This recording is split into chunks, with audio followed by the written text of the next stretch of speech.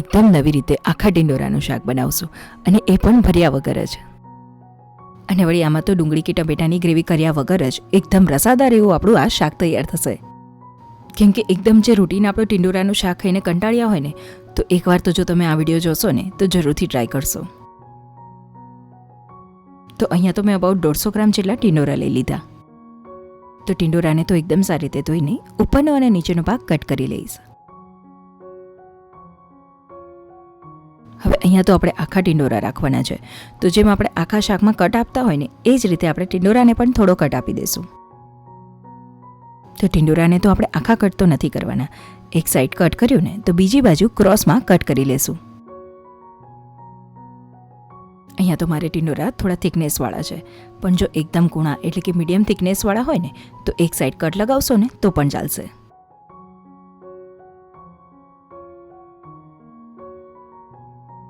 અને ટિંડોરામાં તો થોડી ચીકાસનો ભાગ હોય, તો આ રીતે થોડું પાણી ઉમેરીને એને 5 થી 7 મિનિટ માટે રહેવા દેશું. તો અહીંયા તો ટિંડોરા પલળે છે ને તો ત્યાં સુધીમાં આ શાકને એકદમ ટેસ્ટી બનાવે ને એટલા માટે મસાલાની પેસ્ટ બનાવી લઈએ. તો અહીંયા મિક્સર બાઉલમાં 1 ચમચી ભરીને આખા ધાણા, અડધી ચમચી જેટલું આખું જીરું, 1 ચમચી જેટલી વરિયાળી,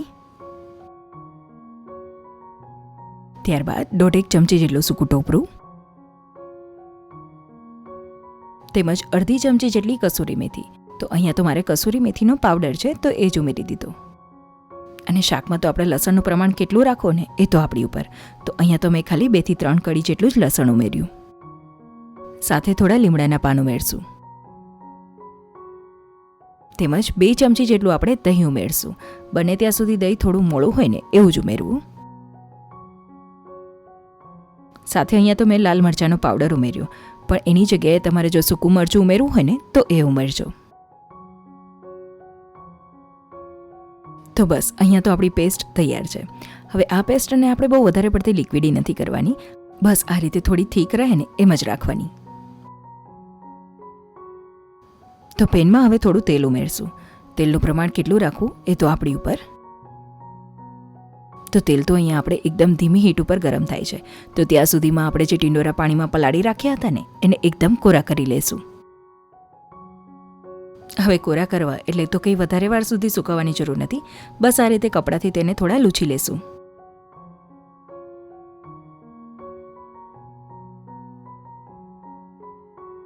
તો બસ ટિંડોરા એકદમ સરસ કોરા થઈ જાય ને પછી જ આપણે તેલમાં શેલો ફ્રાય કરવા માટે ઉમેરશું, જેથી કરી તેલના છાંટા પણ ઓછા ઉડે. અને હા, ટિંડોરાને આપણે શેલો ફ્રાય કરીએ ને ત્યાર વખતે ગેસની ફ્લેમ કે હીટ એકદમ ધીમી નહીં રાખવાની અને બહુ હાઈ પણ નહીં રાખવાની. આમ તો ટિંડોરાનું શાક તો આપણે ઘણીવાર ગ્રેવીવાળું બનાવ્યું હોય, એટલે કે ડુંગળી અને ટમેટાની પેસ્ટ બનાવીને, પણ આજે તો આપણે આ શાક મસાલાઓની પેસ્ટ બનાવીને તૈયાર કરશું. બહુ જ ટેસ્ટી એવું બનશે.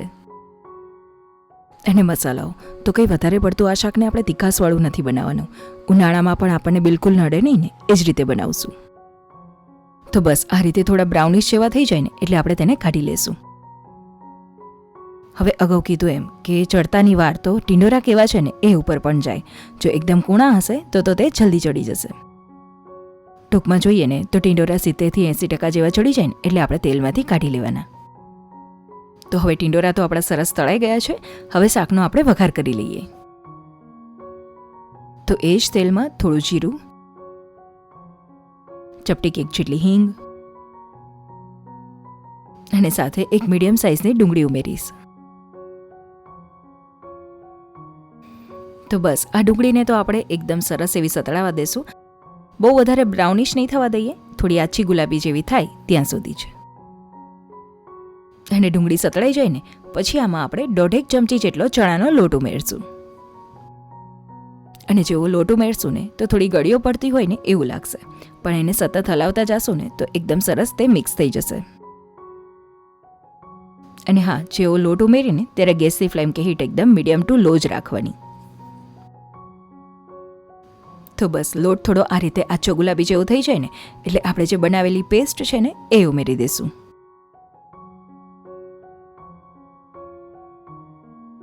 અહીંયા તો આપણે પેસ્ટને થીક રાખવાનું કારણ છે કેમ કે જ્યારે આપણે મસાલાઓ પીસ્યા ને ત્યારે એને શેક્યા નહોતા. તો આ રીતે થોડી થીક પેસ્ટ હોય ને તો આપણે જ્યારે તેલમાં ઉમેરીને તો એ એકદમ સરસ શેકાઈ જાય.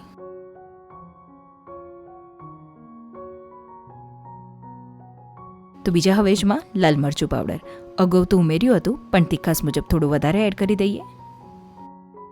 ત્યારબાદ થોડી હળદર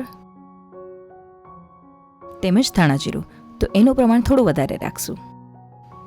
તેમજ એકદમ થોડો ગરમ મસાલા પાવડર અને મીઠું ઉમેરી દઈશ.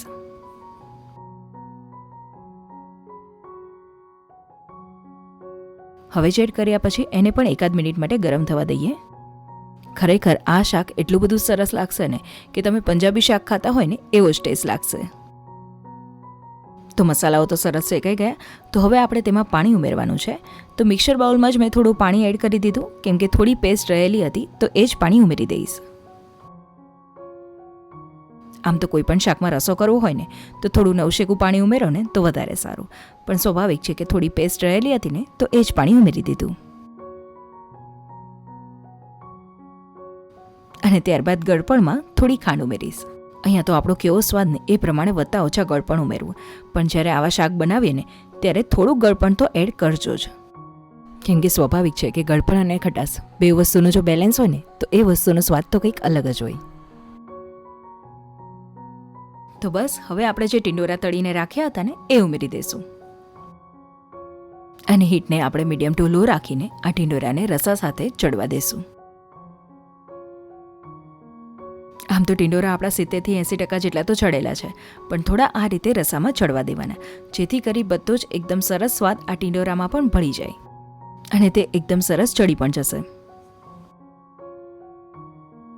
તો બસ 5-7 મિનિટ ચડવા દીધું ને તો જોઈ શકાય છે કે એકદમ ટેસ્ટી એવું આપણું આ શાક તૈયાર છે. અને ખાસ કરીને ટિંડોરાને પણ એકવાર ચેક કરી લીધા તો એ પણ એકદમ સરસ ચડી ગયા છે. તો બસ ઉપરથી થોડી કોથમીર એડ કરી દઈશ. તો અહીંયા તો આપણું એકદમ ટેસ્ટી એવું અને પંજાબી શાકને ટક્કર મારે ને એવું ટિંડોરાનું શાક તૈયાર છે. હવે આ શાક તો મેં લસણ ડુંગળીવાળું બનાવ્યું, પણ જો ન ખાતા હોય ને તો જ્યારે મસાલાની પેસ્ટ બનાવીને તો લસણને સ્કીપ કરી દેજો, અને જે સાતળતી વખતે ડુંગળી એડ કરીને તો એની જગ્યાએ થોડા ટમેટાં અને લીલા મરચાં એડ કરી દેજો. તો આ શાક તો નાનેથી લઈ મોટા સુધી દરેકને જેટલું ભાવશે. તો ટિફિનમાં આપવું હોય કે પછી ગેસ્ટ આવ્યા હોય ને ત્યારે તો તમે એકવાર ચોક્કસપણે બનાવજો, બધાને જ બહુ જ ભાવશે. અને હા, જો વિડીયો ગમ્યો હોય ને તો લાઇક, શેર તેમજ મારી ચેનલને જરૂરથી સબસ્ક્રાઈબ કરજો, જેથી કરી મને તમારો સપોર્ટ મળી રહે. ખૂબ ખૂબ આભાર.